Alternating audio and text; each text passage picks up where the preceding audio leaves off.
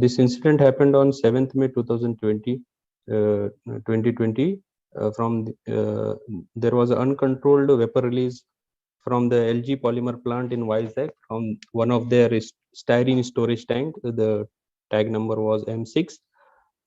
This was the one of the major styrene of unique type, because before this in the world it was never seen like this kind of huge leak from the styrene storage tank, which apparently caused the death of 12 people and around 585 people were hospitalized. Beside that, there were loss of vegetation as well as some livestock like animals like cattle and other animals. So on the 7th, if you go to next slide, we can see the picture of CCTV footage actually taken from CCTV, where it shows the timing of 2:31 a.m. early morning. It was a normal condition.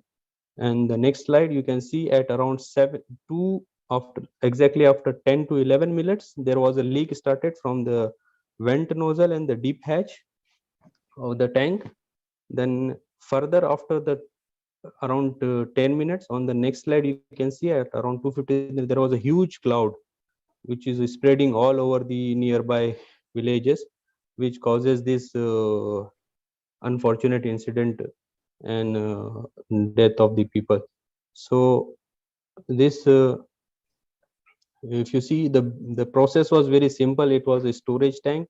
The styrene is used to manufacture the polymer, that is polystyrene. It is stored in these tanks, and they have each tank is provided with its own refrigeration system to cool down and maintain the temperature. As this styrene is if the temperature go above 25 degree, then it start polymerizing itself in the tank. So they have provided the refrigeration unit to cool the tank content. Next slide. So these are the typical properties of the styrene. Its boiling point is around 145. It's highly flammable. It's explosive, though it is very narrow range, but it is toxic also. You can see the TLV, the threshold value is around 50 ppm, and short-term exposure for 15 is 1000 ppm, and immediate danger to life and health is around 700 ppm. And it causes eye irritation, aspiration, and the depression of the central nervous system. You in the beginning of this presentation, we have seen the safety moment, which is the same one we are what I am explaining. You have seen the people falling on the street, and they were getting unconscious because of this gas inhalation. So there, after the incident, the government of Andhra Pradesh and along with the central government, they formed a committee of 9 members, where they have investigated and done the thorough investigation, and by visiting the site, meeting the people, coordinating with the plant operating people and the management, and they have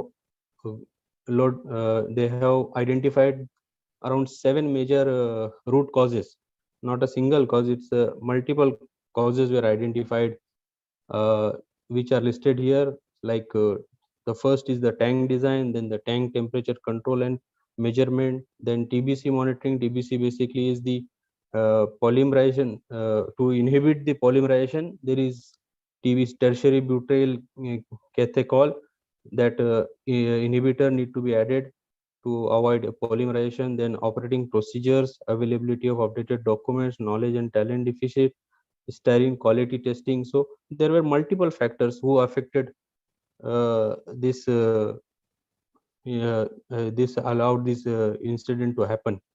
If you talk about the tank design, actually this tank was initially built to store the molasses, because initially the plant was designed, means it was built to produce alcohol from molasses. Then later on it was taken over by Hindustan Polymer. They converted this unit into uh, polyester manufacturing unit, where they use this existing 53-year-old tank. At present its age is around 53 year.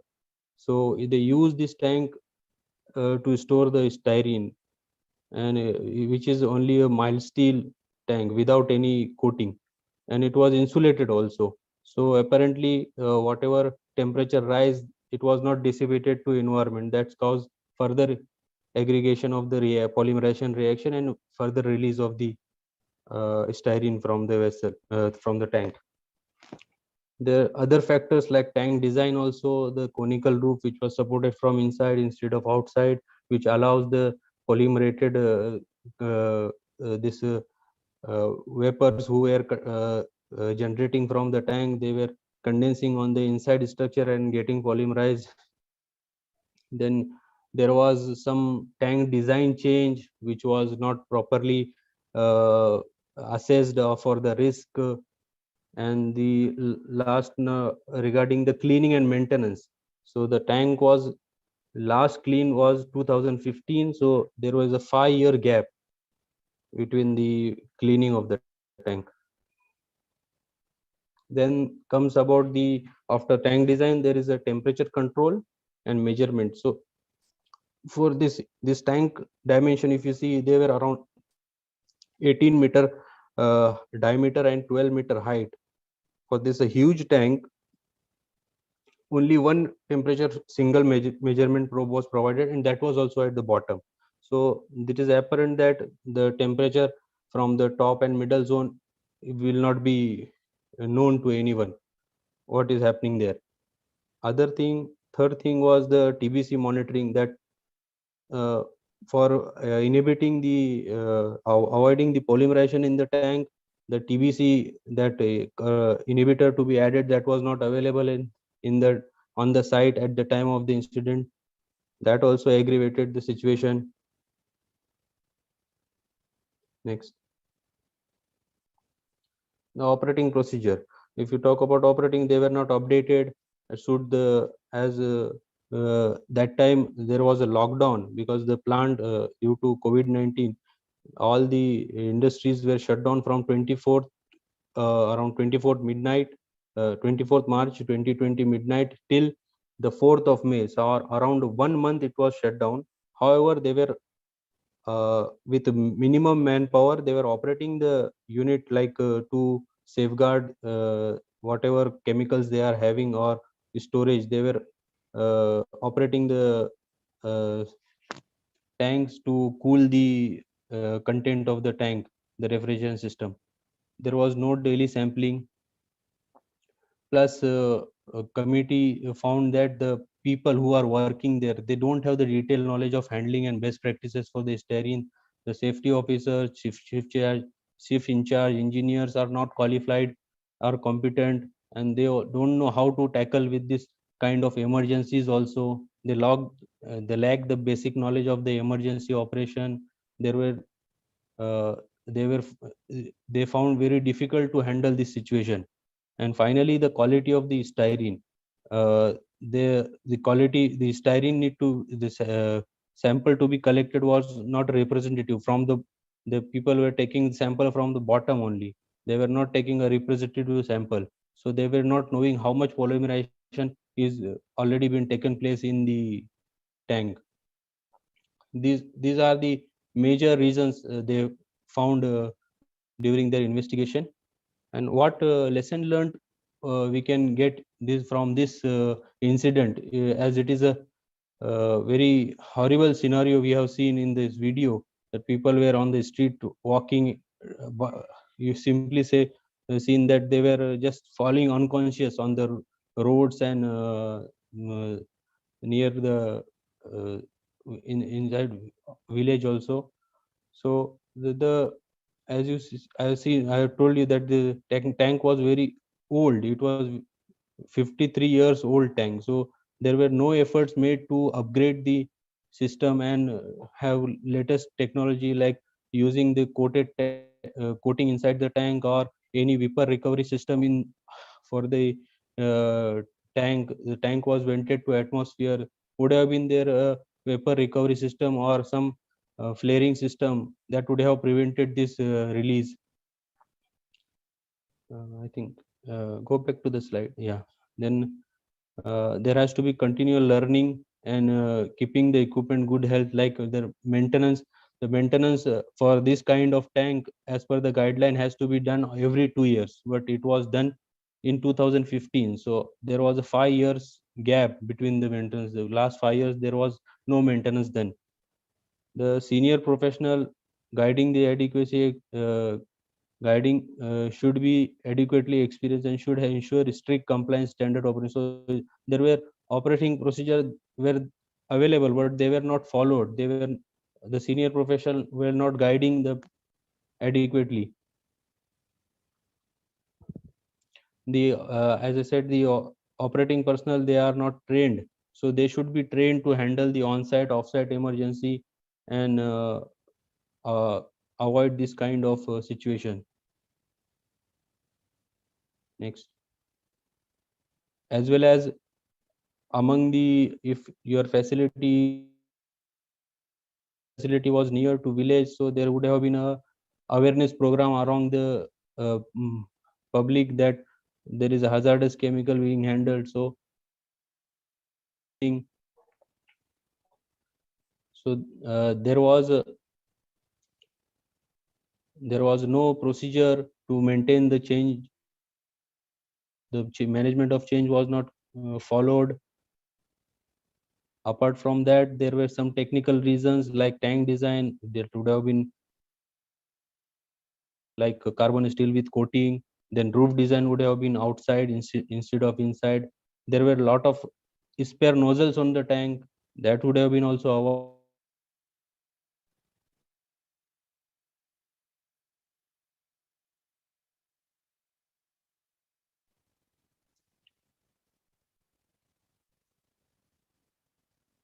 So as you see, there were basic process safety information that were lagging here, as well as whenever there is a change you are doing, like any design change you are doing, it has to be properly assessed for the any new risk. So there were no process hazard analysis done. And as after the lockdown period, they were going to start the unit after a 1 month break, so no PSR were conducted. And in totality, there were not awareness about the process safety management in totality in the unit. So that was the main reason here, you can see. Because if you see, this tank was last 53 years it was working, but there was no incident, but it happened in 2020. So it take only one chance to happen. So that's why process safety management has to be practiced at all level at every time.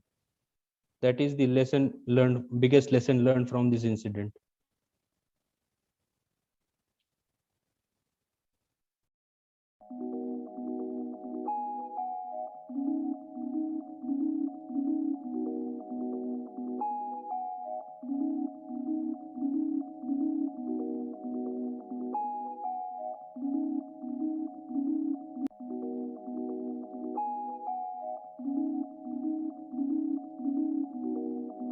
Very good evening, everybody. My case study is, are we really learning a case study? Why still going wrong? You all aware of me.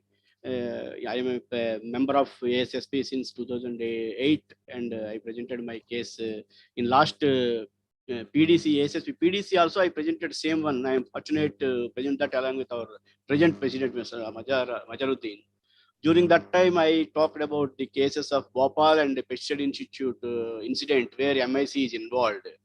Then later on, when Beirut happened, my thinking went beyond that to see why these things are going wrong.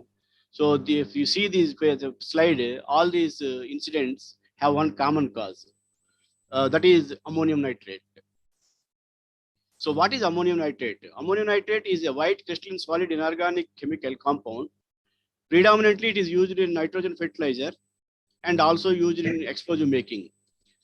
A powerful oxidizer releases high energy when subjected to shock or exposed to high temperatures in a confined area. Highly hygroscopic substance with nature of absorbing moisture from nature and forms aqueous solutions, makes it risk of explosion increases with the combination of heating, contamination, and inside a confining space. Its explosive nature is 1000 kilograms of the ammonium nitrate is equivalent to 250 kilograms of TNT under a bulk storage conditions. Now we will venture through the different incidents because the first experience, a catastrophe that we faced due to the ammonium nitrate or ammonium sulfate nitrate in 1921 in Wachau, Germany, it happened.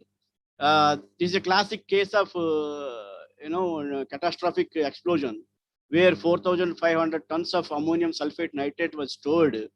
And as a part of hardened material loosening, they used detonation. During the detonation practice, it got fire and exploded. You can see the clatter, how the clatter has formed after the explosion. So one of the causes for this is the change MOC that was followed, because the spray process is introduced without proper evaluation, because there are very early days of industrialization and PSM not evolved. So there is no practice of MOC, but they change in the process of initializing a spray process caused this incident. The fine dust continuously formed, and that region over the period of time, because of its hygroscopic nature, it became hardened and it accumulated up to 0.5 meters thickness. So in order to loosen it, they used to do detonation regularly. It has been done as a practice. But unfortunately, on the day of the incident, it caught a fire and then lead to major explosion.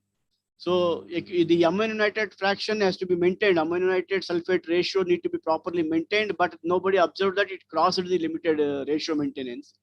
So the lessons learned from this incident is, as I said earlier, management change, which is not in practice as time, because the change of drying process from spray process, they changed it.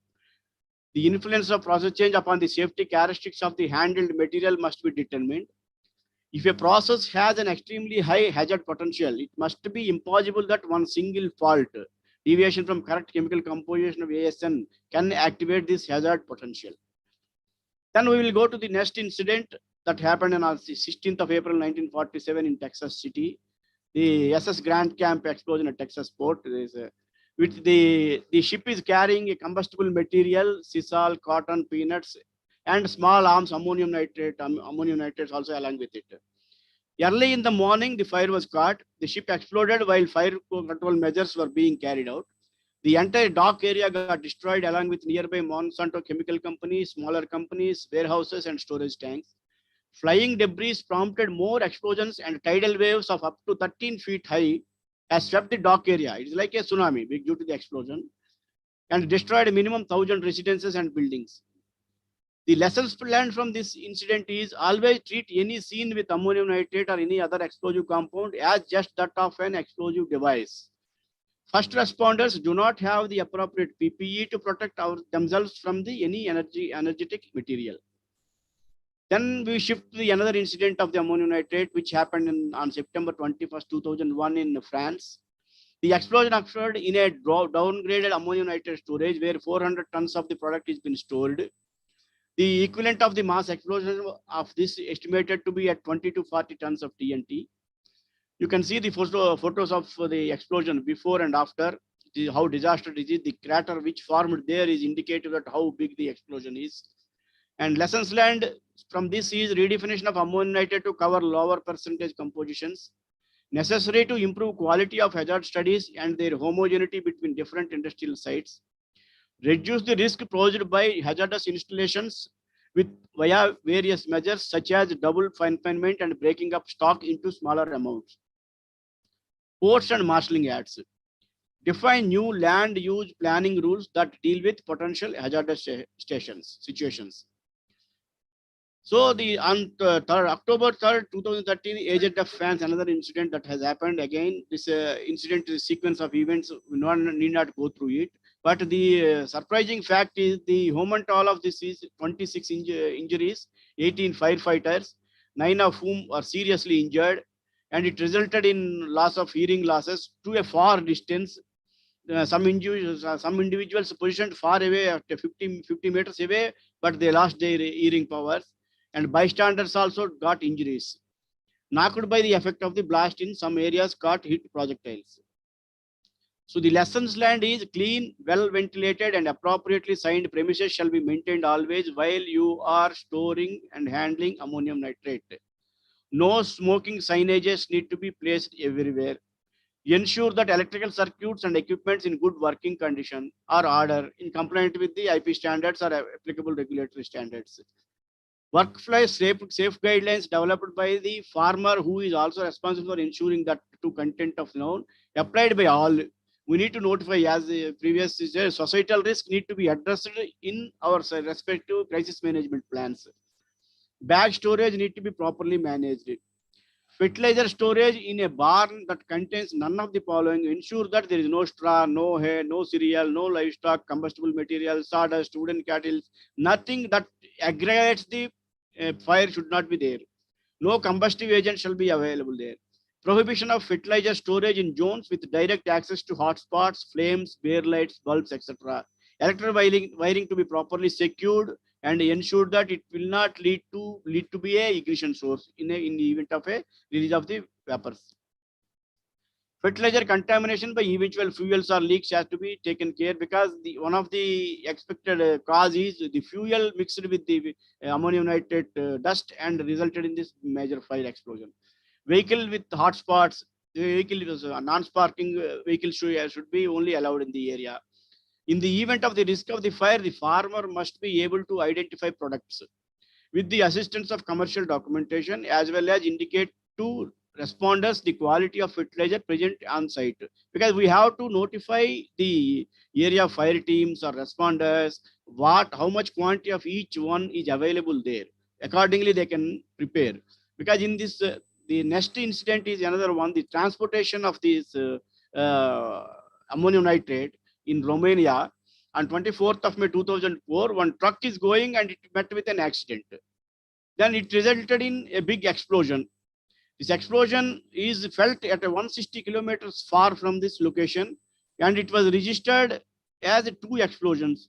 And earthquake of around 2.2 meter scale is registered.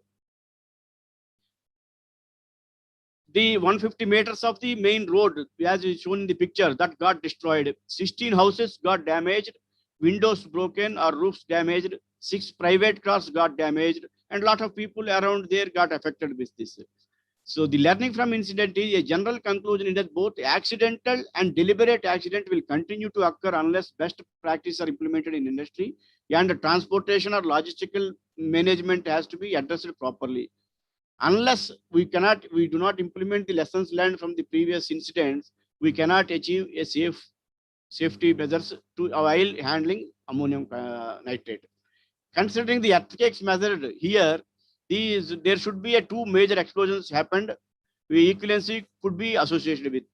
A more detailed analysis of the explosion is necessary for determination of TNT equivalency. That's what the investigation has found in this, because they were unable to assess the TNT explosion equivalencies. Because even though the earthquake measurement system determined 2 largest explosions, but they were unable to arrive at actual intensity of the earthquake caused by these explosions. Then again, in the April 17th, in West Texas, another explosion happened in the West Fertilizer Company fire explosion, where 12 emergency respondents and 3 members of the public got fatally injured. Local hospitals treated more than 260 injured victims, many of whom required hospital admission. The blast completely destroyed the facility, as we see in the picture, and caused widespread damage to more than 150 off-site nearby buildings. That means it is involved in a major societal risk. The explosion happened at about the 7th time, as mentioned in that. 20 minutes after the first signs of fire were reported to the local 9 emergency response dispatch center. Several local volunteers and fire departments responded to the facility, which had stockpile of between 40 to 60 tons of fertilizer grade ammonium nitrate available there. So leading indicators that were ignored or violated. In 2009, insurer of the West Fertilizer Company did not renew the insurance because they are not complying the automobile and driver storage and application of dry and liquid fertilizers and grain feed milling and anhydrous ammonia maintenance conditions. The insurer rejected the insurance. Very important observation we need to understand here. The loss control specialist found that there is a 440-volt wire ran through from the pole on the north side of the plant through the bulk fertilizer facility to the anhydrous ammonia area tank on the south side of the facility, which was not properly managed. And on aluminum ground wire showed noticeable signs of corrosion from the fertilizer. The loss control specialist noted that the wire could lose its ability to ground, potentially causing shock and fire hazards. These losses all recorded. Several temporary lighting sockets needed to be wired in permanently to reduce the potential for electrical shocks and fire hazards. So there is no incident command system is available. There is no hazmat available. There is lack of established incident management system is in place. There is lack of knowledge and understanding of the detonation hazards of the fertilizer grade ammonium nitrate are there. Lack of situational awareness and risk assessment knowledge. Lack of pre-incident planning at the facility. Limited and conflicting technological guidance of the ammonium nitrate. So lessons learned from a previous incident, FGA and related fires and explosions not implemented or not followed, even by the fire responders not aware of the hazards posed by the FGAN. The technical findings includes combustible material as well as along construction and facility. We are stored together with this ammonium nitrate, which is one of the root causes for this one. On the basis of interviews of the witnesses supporting photographic evidence, the first observed fire and smoke originated in and above the seed room, progressed throughout the northern half of the facility. So the fertilizer grade contamination from the soot, molten asphalt and molten polyvinyl chloride from an overhead conveyor produced a detonable mixture of combustible FGAN oxidizers. Increased ventilation generated a brighter and hotter flame, heating the FGAN fuel mixture on the surface of the pile. So regulatory findings, Occupational Safety Health Administration efforts to oversee facility that store and handle FGAN fell short at the time of the incident. Insurers, as we discussed earlier, insurance rejected insurance for the facility based on the non-compliance to loss prevention conditions. Emergency responders are unaware of the hazards associated with the ammonium nitrate handling. Then we will go to another incident that has happened on the 12th August in 2015 in Tianjin, China. There are series of explosions happened there, and 800 tons of ammonium nitrate were stored there. Fire caused expected to be burned uncontrolled throughout the weekend, and it continued for a long time. With this exploit, the state also not having the emergency crisis management plan. A fire continuously running for a week or over, that means the state itself unable to control it.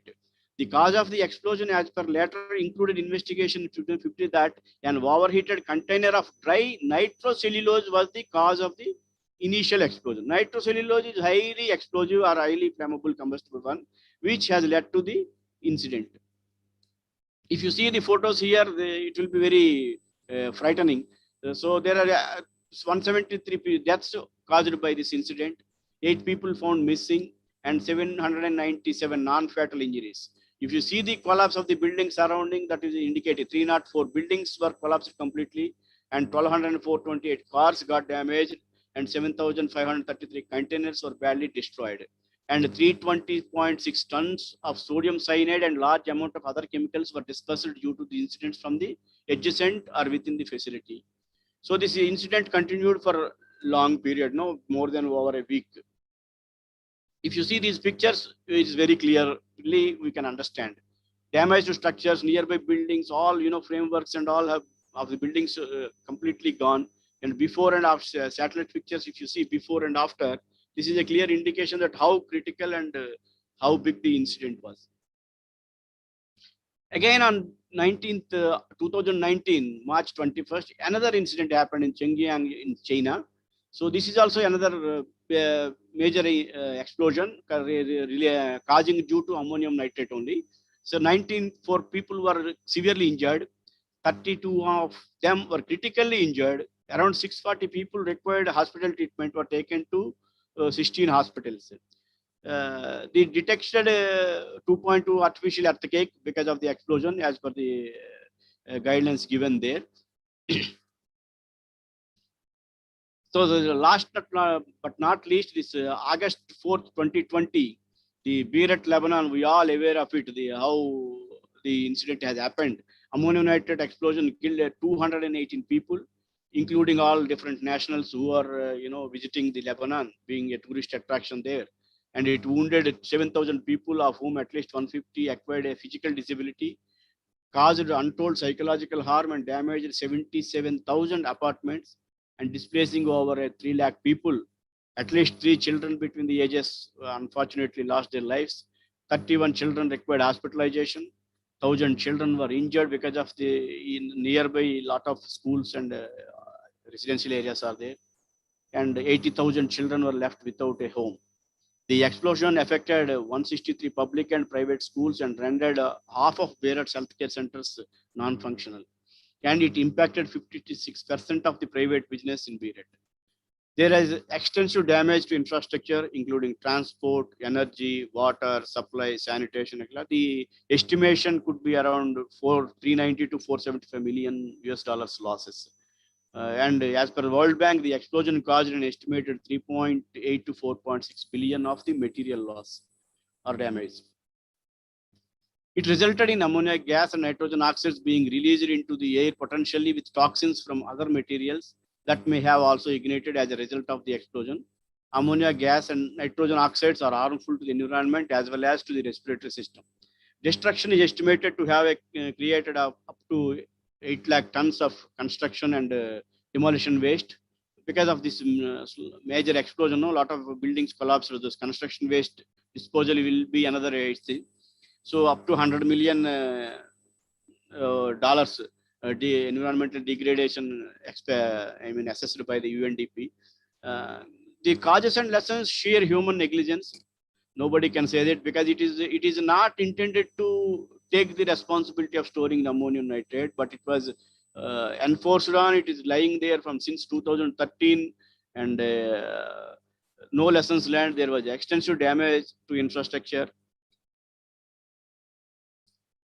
So how we could, okay, we see all the incidents from almost 99 years of history, ammonium nitrate incidents, starting from 1921 to Beirut 2020, and hope nothing will happen. But Romania is next, being in the war zone, is storing a highest amount of ammonium nitrate there that need to be taken care of also. So what we should do, first thing is, we need to ensure that a proper ventilation is available wherever you are storing ammonium nitrate, and isolation of the facility, ammonium nitrate storage area, from the rest of where combustible or flammable materials, as well as other sources or other different materials which may cause fire or explosion. Temperature control system, always ensure that no extensive temperature is there available.